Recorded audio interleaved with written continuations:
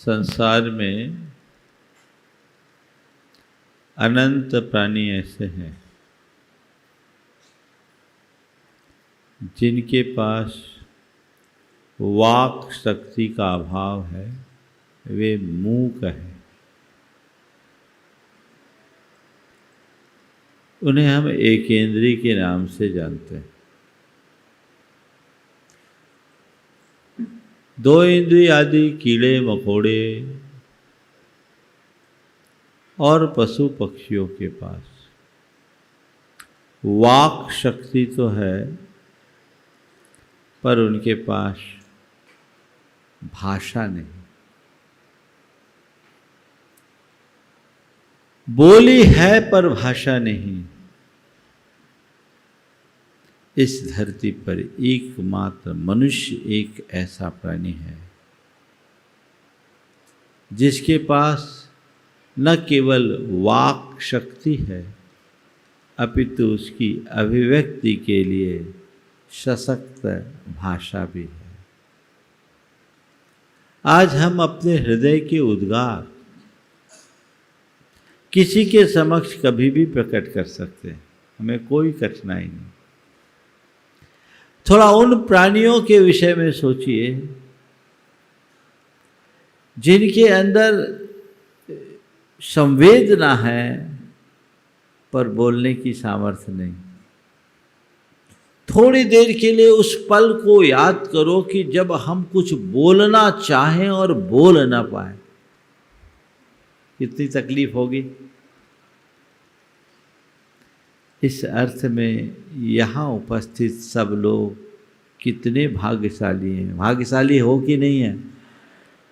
महाराज जो बोलना हो बोल लेते हैं, और बोलते नहीं, हम तो बोलने में भी मास्टर हैं, है ना। संत कहते हैं तुम्हें एक अनुपम निधि मिली है, एक बड़ी दुर्लभ शक्ति मिली है। वह कौन सी शक्ति है? वचनों की शक्ति, भाषा की शक्ति। इसका सदुपयोग करो, बोलो, पर जो चाहे बोलो। ऐसा ठीक होगा क्या? चाहे जो बोलना ठीक नहीं, चाहे जिससे बोलना ठीक नहीं, चाहे जैसा बोलना ठीक नहीं, और चाहे जब बोलना ठीक नहीं। जो जिससे जैसा और जब ठीक नहीं, वही बोलो जो सही है, उससे ही बोलो जो सही है, उतना ही बोलो जो सही है, और तभी बोलो जब सही हो। आज का धर्म सत्य धर्म है, और सत्य धर्म की परिभाषा एक पंक्ति में, सही बोलो सुंदर बोलो। क्या बोलो? सही बोलो सुंदर बोलो। आप ये तो अपेक्षा रखते हो कि सब मुझसे सही बोले, जो मैं चाहूं वही बोले, जब मैं चाहूं तभी बोले, जितना मैं चाहूं उतना ही बोले, और जैसा मैं चाहूं वैसा ही बोले। ये तो सोचते हैं। तो भैया तुम जैसे सोचते वैसे सामने वाला भी तो सोचता होगा, तो उसके विषय में तुम क्यों नहीं सोचते? जैसा तुम सोचते हो अपने प्रति, वैसा ही सामने वाला भी अपने प्रति सोचता होगा। बस इतना सा ख्याल आ जाए तो जीवन सुधर जाए। पर मनुष्य के जीवन की सबसे बड़ी विडंबना यह है कि स्वयं के संदर्भ में वो कुछ सोचता नहीं, और दूसरों के विषय में कभी कुछ छोड़ता नहीं। क्या है सत्य धर्म? पंस पर संतावैकारम वैनम मोतून सपर हिद वैनम, जो बददी सो भिक्षु तुयो धम्मो हवे सच्चम। पर संतावे कारण, दूसरे को संताप देने वाले वचनों को छोड़कर जो स्व पर के हितकारी वचनों को बोलता है, उसी साधु का यह सत्य धर्म होता है। अब आज आपको क्या करना है? ऐसे वचनों से परहेज करना जिससे दूसरे को संताप उत्पन्न हो। आगम में 10 प्रकार की भाषा से बचने की बात कही। कड़ुआ, ककसा, परकोहनी, मानंकरी, छेयंकरी, भेयंकरी, मध्यंकिसा, पानी बहकार, कलहकारी, जिससे जो कर्कश वचन हो, कठोर वचन हो, मर्मघाती वचन हो, छेदने का काम कर दे, भेदने का काम कर दे, प्राणी का वध करा दे, कलह करा दे, झगड़ा करा दे, अति मान उत्पन्न कर दे, दूसरे को क्रोध उत्पन्न करा दे, ये 10 प्रकार की भाषा नहीं बोलनी चाहिए। पर मुझे लगता है 10 बताएंगे तो आपके पल्ले नहीं पड़ेगा, तो हम 4 ही बताते हैं। 4 प्रकार के वचनों से बचिए, 4 प्रकार की भाषा से बचिए। आदेश की भाषा, आदेश परक वचनों से बचे। आरोप परक वचनों से बचे। अपमानजनक वचनों से बचे और आलोचना परक वचनों से बचे। कितने से बचने की बात कही मैंने? 4 से। आदेश, आरोप, अपमान और आलोचना। इन 4 को अपना लो, तुम्हारा सोच धर्म हो गया। सत्य धर्म हो गया, सत्य धर्म हो गया, फिर कुछ कहने की बात नहीं। सबसे पहली बात आदेश। संत कहते कभी किसी से आदेश की बात करोगे चुभेगी। आपने किसी से ये करो वो करो, ये पुलिसिया भाषा है। कैसी भाषा है? पुलिसिया भाषा, ऐसा कहते हैं। हुक्म चलाने की बात चुभती कि नहीं चुभती? ऐसा करो वैसा करो, ये करो वो करो, यहाँ वहाँ जाओ, यहाँ बैठो वहाँ बैठो, ये क्या है? अच्छा लगता है क्या? और अगर इसकी जगह शब्द का प्रयोग करें, आइए, इधर आइए, क्यों ओम जी? अच्छा लगेगा ना? आइए, बैठिए, इधर आइए, उधर आइए, और थोड़ा बिहारी लीजिए, आइए ना। क्या अच्छा लगेगा? हो गया ना? क्या हो गया? एक ही शब्द है, लेकिन कहने का ढंग बदलते ही शब्द का अर्थ बदल जाता है। आदेश और दूसरी तरफ अनुरोध, एक तरफ ऑर्डर, एक तरफ रिक्वेस्ट। अपने जीवन को मधुर बनाना चाहते हो तो वचनों में संयम रखना बहुत जरूरी है, क्योंकि हमारे सारे व्यवहार का आधार हमारी बोली है। हम किसी से भी जब कोई संपर्क करते हैं तो हमारा उसका जो संवाद है, सबसे पहला चरण होता है कौन सी बात आप कर रहे हो, कैसी बात कर रहे हो।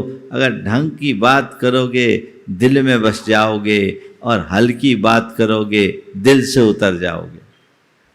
अब क्या चाहते हो, दिल में उतरना या दिल से उतरना? हाँ हाँ, कौन दिल में उतरता है? चाहे जो कौन कौन उतरता है? वही जिसके वचन अच्छे होते हैं। आदेश ठोकेगा कोई रोज रोज तो अच्छा नहीं लगेगा। हमारे गुरुदेव जब हम लोगों को व्याकरण पढ़ाते थे, हम लोगों से हमेशा कहते थे, देखो आदेश परक वचनों से बचो। शुरू से हम ब्रह्मचारी से तब से ही कहते थे, आदेश परक वचनों से बचो। हमें नहीं, सबको कहते थे। और जब व्याकरण पढ़ाते थे तो व्याकरण में एक आगम शब्द आता है, एक आदेश आता है। आगम का मतलब है किसी वर्ण के बीच में कोई व्यंजन या स्वर को जोड़ देना, व्यंजन को जोड़ देना, ये आगम है। बीच में किसी को घुसा देना आगम है। और आदेश उसके स्वरूप को बदल देना, ई को ए बना देना, ओ को औ बना देना, आओ बना देना, ये परिवर्तन है, इसको बोलते हैं आदेश। किसी को संयोजित करना आगम है, ये व्याकरण है, और उसके स्वरूप को बदल देना आदेश है। तो व्याकरण में एक सूत्र आता है, मित्रवत आगमः शत्रुवत आदेश। आगम मित्र की तरह है क्योंकि ऐड हो रहा है, और आदेश शत्रु की तरह है क्योंकि स्वरूप बदल रहा है। व्याकरण में वो प्रासंगिक है, वहाँ बिना आगम और आदेश के हम शब्द की संयोजना नहीं कर सकते। लेकिन यदि हमारे गुरुदेव तो व्याकरण पढ़ाते पढ़ाते भी अध्यात्म का और व्यवहार का पाठ पढ़ाते सीख देते, तो वो कहते थे, देखो आदेश से बचो। जब एक दूसरे के लिए आदेश परख शब्दों का प्रयोग करते हैं, कटुता आती है, और हमारे वचनों में अनुरोध के स्वर होते हैं, मधुरता आती कि नहीं आती? ऐसा आप कर लीजिएगा, ऐसा कीजिएगा, और इसकी जगह सीधे सीधे ऐसा आप कर पाएंगे तो अच्छा रहेगा। क्या हो गया? क्या है? हम नहीं कह सकते क्या? हमारे पास शब्दों की कमी है? कोई पैसे लगते हैं? जब तुम्हारे पास शब्द का अपार भंडार है तो अपने शब्दों के संयोजना में कमी क्यों, कोताही क्यों? गांठ बांधिए आदेश परक शब्दों से बचने का। हमारे गुरुदेव आज भी आदेश परक शब्दों का प्रयोग नहीं करते।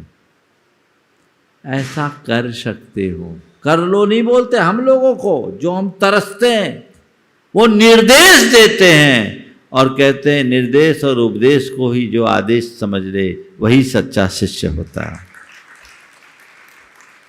निर्देश और आदेश को, उपदेश को ही जो आदेश माने वो इतना संयम। अभी जैसे छुलक जी ने बोला ना कि पहले वो खुद करते फिर कराते, तो जब वो हम लोगों से बोलते कि आदेश से बचो, हमें हमेशा उनकी स्मृति रहती, इसलिए मैं भी यथासंभव कोशिश करता हूँ आदेश परक वचनों से बचने का। आप अपने व्यवहार में उतार कर देखिए, चाहे घर परिवार में बेटा बहू हो या पति पत्नी हो, बाप बेटे का संबंध हो, अड़ोसी पड़ोसी का संबंध हो, नौकर चाकर का संबंध हो, आपके वचनों में आदर होना चाहिए। जो इंसान दूसरों का आदर करता है वही आदरणीय बन पाता है। तुम आदर करना नहीं सीखोगे तो तुम्हें आदर कैसे मिलेगा? सदैव ध्यान रखना, जो मान देता है वही मान पाता है। हमें एक छोटे आदमी को भी छोटा नहीं समझना चाहिए। आदमी किसी अर्थ में छोटा है पर किसी काम में तुमसे भी बड़ा हो सकता है।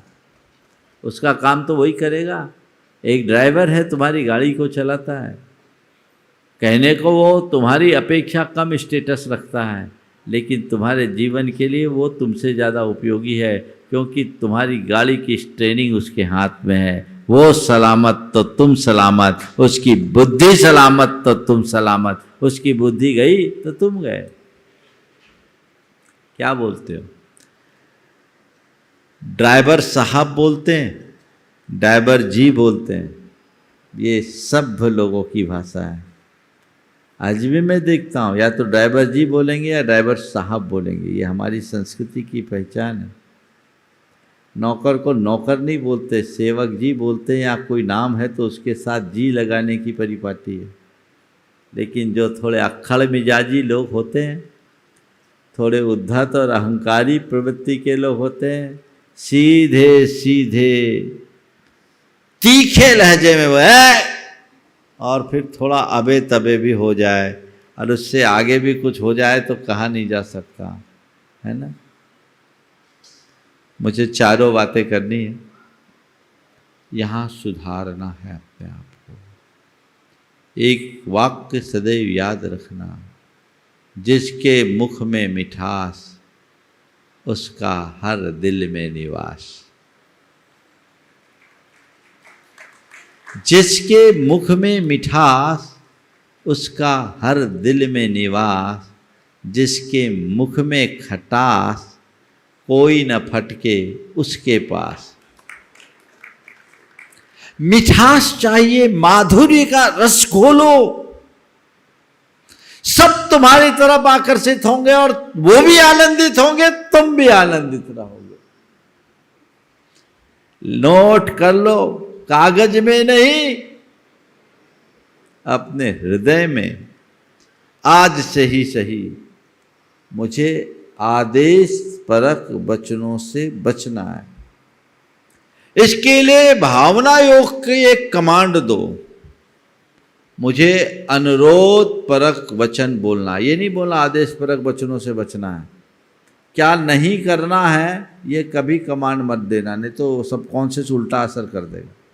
जो करना है वो बोलो, मुझे अनुरोध परक वचन कहना है, मुझे अनुरोध परक वचन कहना है, मुझे अनुरोध परक वचन कहना है। इसका जीवंत उदाहरण है हमारे ब्रह्मचारी भाई रुपेश। आप इनसे बातचीत करिए, आप देखिए कितनी शालीनता से और कितने लहजे से बात करते हैं, है ना। चौके में खड़े रहते लोग, आप लोग परेशान करते हैं। अब बताओ आप लोगों की आहार दान की कितनी उत्तम योग्यता। परसों एक महिला इनको ठोक दी, और वो क्या आहार दान देखिए पुण्य कमाएगी, भावुकता में। अब बताओ इतना धैर्य नहीं, जबकि प्रतिदिन आप लोगों की व्यवस्था बनती, कोई वंचित नहीं रहता। पर व्यवस्था में सहभागिता, तो वहाँ भी नम्रता से अपने आप को बनाए रखना, यही तो संयम है। तीसरा है आलोचना परक वचन। किसी से भी बात करो, उसकी बुराई कभी मत करो।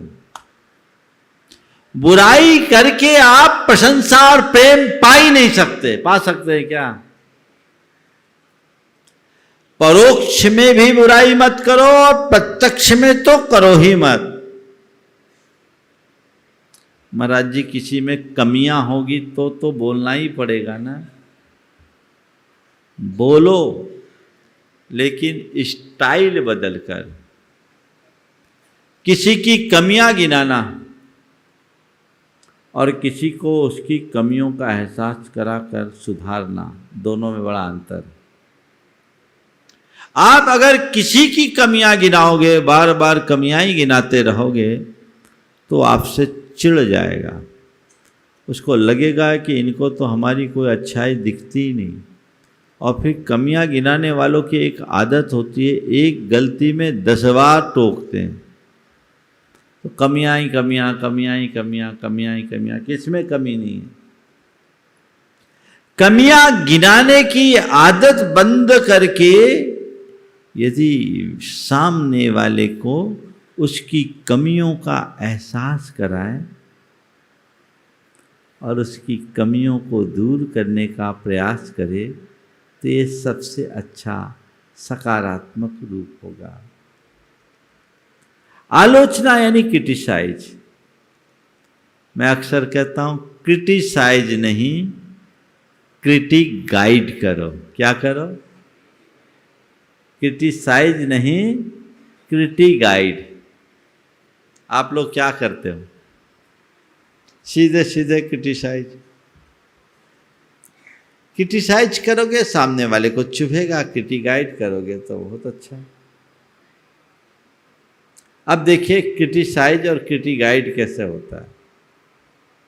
आपके घर में बहू आई,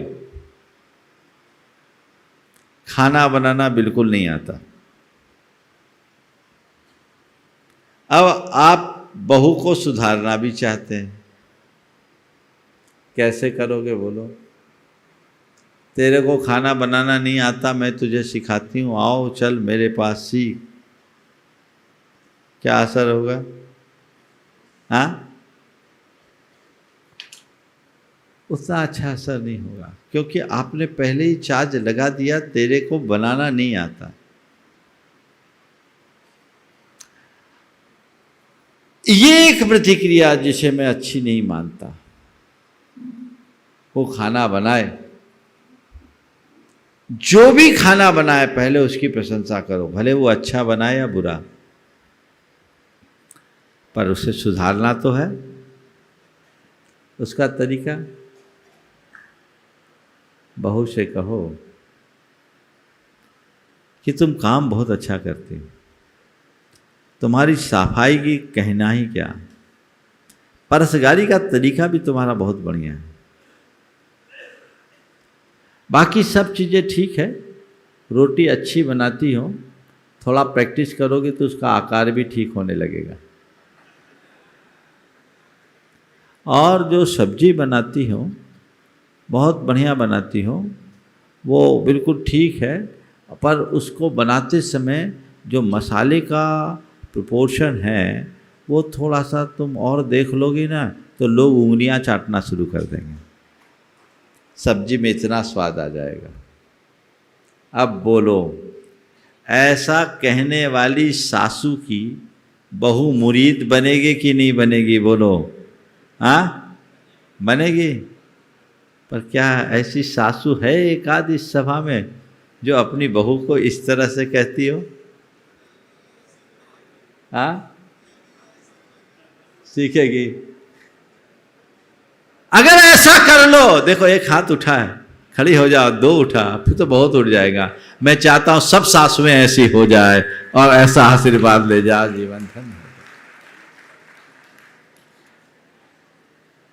क्रिटिसाइज नहीं, क्रिटिगाइड। एक अच्छाई को उभारते हुए धीरे धीरे धीरे धीरे उसकी कमी का एहसास करा दो। ये तभी संभव होगा जब आपके अंदर सकारात्मकता होगी, धैर्य होगा, संयम होगा, समझ होगी। ये सब नहीं तो सीधे फायर। चाहे आप अपने घर परिवार के सदस्यों की बात करो, चाहे अपने कार्यालय की बात करो, चाहे अपने मित्रों की बात करो, चाहे परिजनों की बात करो, अथवा अपने संपर्क में रहने वाले समाजजनों अथवा अन्य लोगों के बीच की बात करो, आलोचना सबको चुभती है, वो मिर्ची लगती है। बोलो, सीधी सीधी मिर्ची कोई खाता है क्या? वो भी लाल वाली। बोलो, मिर्ची कैसे खाते हो? हमने सुना यहां लोगों को मिर्ची ज्यादा लग रही है, ऐसा तो नहीं है ना? हाँ, नहीं है ना? चलो, कुछ लोगों को लगती है। अब मिर्ची कैसे खाई जाती है? मिर्ची कैसे खाते? सीधी सीधी खाते हैं। तो क्या करते हैं? मिर्ची को सब्जी में मिलाकर या खटाई में मिलाकर, चटनी में मिलाकर मिर्ची खाया जाता है। तो मिर्ची खाते समय मिर्ची नहीं लगती। आलोचना, सीधी आलोचना मिर्ची है, ये क्रिटिसाइज है। पर क्रिटिगाइड उस मिर्ची को भी जायकेदार बना देती है, व्यक्ति को सुधार देती है। बदलाव होना चाहिए। चौथी बात, अपमानजनक शब्दों से बचिए। अपने वचनों से किसी का अपमान नहीं होना चाहिए।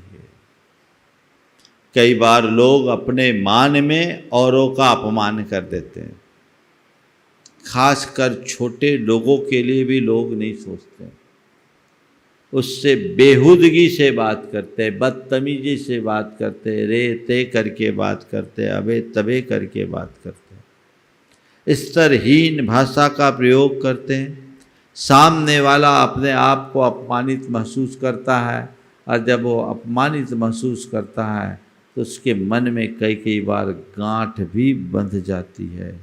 मैं आपको एक ऐसे व्यक्ति की बात बताना चाहूँगा, जिस व्यक्ति की इस चूक ने उस व्यक्ति के जीवन को ही नष्ट कर दिया। एक सज्जन थे, उनके पास उनका एक ड्राइवर था। उनका अपना एक स्वभाव था, उसी स्वभाव से उससे बातचीत होती थी। ड्राइवर भी जवाब दे दिया, वो उनको और चुभ गया और उनने ड्राइवर को अपमानित करके निकाल दिया। कुछ दिन बाद ड्राइवर ने हाथ पांव जोड़े और इनको कोई दूसरा ड्राइवर मिला नहीं, तो इनने वापस रख दिया। एक दिन पता लगा उस सज्जन का किडनैप हो गया। किडनैप होने के बाद पूरा प्रशासन लग गया। 3 दिन तक उस व्यक्ति का कोई अता पता नहीं चला। ड्राइवर पर शंका थी, पकड़ा गया। मालूम पड़ा गांव से 100-150 किलोमीटर की दूरी पर उस व्यक्ति के शरीर के टुकड़े टुकड़े करके गड्ढे में डाल दिया गया। अब पूरे प्रकरण में ड्राइवर तो अभी भी जेल में ही है। अब क्या होगा, वो व्यक्ति तो चला गया, लेकिन उसके पीछे का जो कारण बताया गया, मुझे अपने अपमान का बदला लेना था। क्या कारण हुआ? अपमान का बदला। तो कभी किसी का ऐसा अपमान करो ही नहीं जो सामने वाला उसका बदला लेना चाहे। ऐसा कर सकते कि नहीं? महाभारत क्यों हुआ? द्रौपदी के कटु वचन के कारण ना। अंधों के अंधे होते हैं, वो उनको अपमान लगा। किसी का भी कभी भी अपमान ना हो, यह प्रयत्न होना चाहिए। ये अपमानजनक शब्द मर्मघाती वचन होते हैं। आजकल आप लोगों से अक्सर ऐसा हो जाता है, किसी व्यक्ति के ऊपर आप अगर गर्म भी हुए, उसको झाड़ रहे तो उस तक झाड़ो तो ठीक है, लेकिन उसके परिवार के को भी उसमें घसीट लो। तेरे घर वालों ने यही सिखाया क्या? तेरे माँ बाप भी ऐसे ही, तेरे भाई बंधु भी ऐसे, तेरा कुनबा भी ऐसा ही। ऐसा बोलने में आता है कि नहीं? सामने वाले को अपमान लगता है कि नहीं? हमें तो किसी का अपमान नहीं करना चाहिए, फिर भी व्यक्तिगत अपमान को तो कोई सह लेता है, लेकिन व्यक्तिगत अपमान के साथ साथ यदि उसके परिवार पर, कुटुंब पर, समाज पर, जाति पर जुड़ जाता है तो वो व्यक्ति के बर्दाश्त के बाहर हो जाता है। सम्मानजनक शब्दों का प्रयोग कीजिए। रिस्पेक्ट, आदर, ये हमारे शब्दों में होना चाहिए। ऑनर दें, ऑर्डर नहीं। ऐसे शब्दों का प्रयोग न करें जिससे सामने वाला अपमानित महसूस करे। सदैव ऐसे शब्दों का प्रयोग करे जिससे सामने वाला आह्लादित हो जाए। आप क्या करते? अपमानित के आह्लादित? हर व्यक्ति के हृदय में ऐसा आह्लाद उत्पन्न हो, ये प्रयत्न हमेशा करना चाहिए। तो ये चारों बातें यदि आपने अपना ली तो आपका सत्य धर्म आ गया, आज भावना भाइये, मुझे आदेश परक नहीं अनुरोध परक वचन कहना है, मुझे अनुरोध परक वचन कहना है।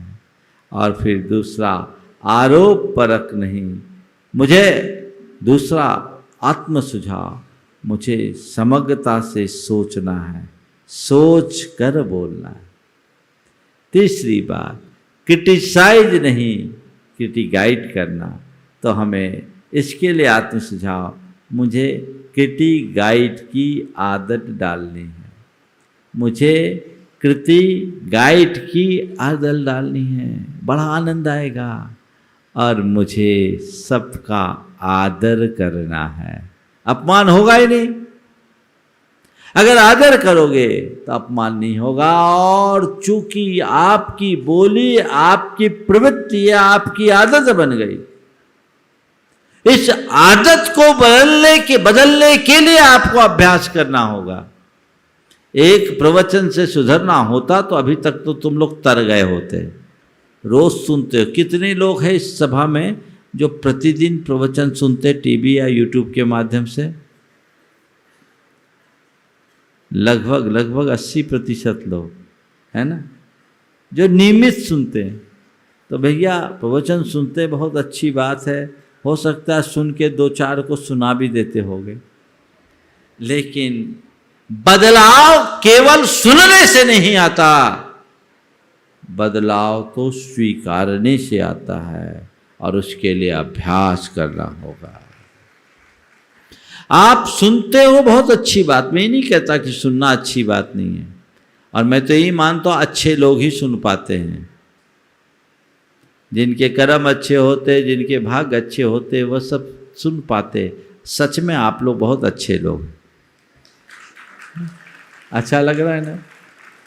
और यहीं अगर मैं कह देता तुम लोग सुनते हो कोई काम के नहीं, सुनने मात्र से क्या होगा, जब तक गुणों नहीं तो सुनना बेकार, तो आप कहते देखो हमने इतने शौक से हाथ उठाया, महाराज ने उठा के फेंक दिया। हाँ, मान रखोगे मान पाओगे। तो हमें इन सब के लिए अपने आदतों पर अंकुश रखना है। आचार्य उमा स्वामी ने अपने वचनों पर, अभी दशलक्षण की पूजा बाकी है क्या? हाँ, 5 मिनट और लेता हूं। अपने वचनों पर अंकुश रखने के लिए 4 से बचने की बात कही। क्रोध से, लोभ से, भय से और हंसी मजाक से।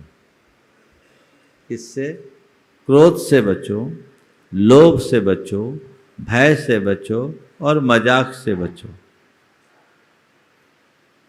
और चौथी बात, 4 बात हो गई, एक बात और बोलूँगा अभी।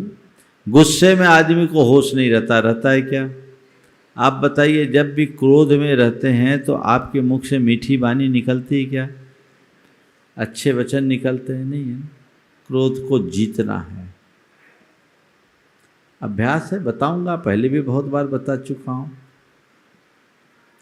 पर कभी कभी जब गुस्से में आदमी होता है तो क्या बोलता पता ही नहीं रहता। बाद में ये अपने लोगों की बात में ही कहता हूँ, कोई क्रोध में कुछ बोले ना तो तुम मुस्कुराओ और उसकी बात को टेप कर लो, उसको बताए बिना उसकी बात को टेप कर लो, और जब ठंडा हो जाए तो उसको सुना दो।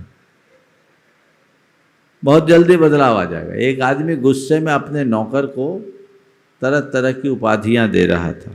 इसी बीच दरवाजे को किसी ने नॉक किया। उसने उसी लहजे में कहा, जाबे देख कौन गधा आया। नौकर दरवाजे पे गया, लौट कर आया, बोला जी आपके पिताजी। उसने पूछा, जाबे देख कौन गधा आया। दरवाजे से लौट कर नौकर आया, कहा जी आपके पिताजी। उसने उसी लहजे में बोला, किस गधे से मिलने आया? जी आपसे।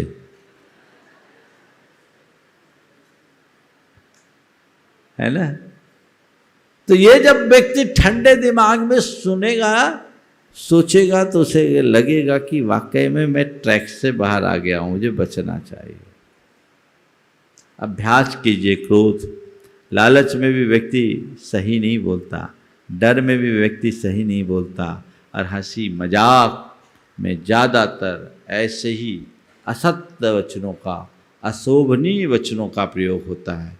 इनसे बचिए और अपनी आदत पर अंकुश रखिए। अगर आदतें बदलेंगे तो जीवन बदल जाएगा। तो बस एक मंत्र, सही बोलना है, सुंदर बोलना है। आज के प्रवचन का सार, सही बोलो, सुंदर बोलो, यही सत्य धर्म है। समझ गए? आज के नियम में आप सबसे एक ही नियम, किसी की बुराई नहीं करेंगे। टफ लगेगा, लेकिन अगर बुराई निकल गई, जैसे पता लगा कि मैंने उसकी बुराई की, परोक्ष में बुराई, सामने बोलना हो तो आप देख सकते हो, बुराई किसी की भी निकली तो जब पता लगे 9 बार नमोकार जपोगे, आप देखिए आपको कितना आनंद आता है। एक शुरुआत होगी परिवर्तन की। समय काफ़ी हो गया, यहीं पर विराम। बोलिए परम पूज्य आचार्य गुरुवर श्री विद्यासागर जी।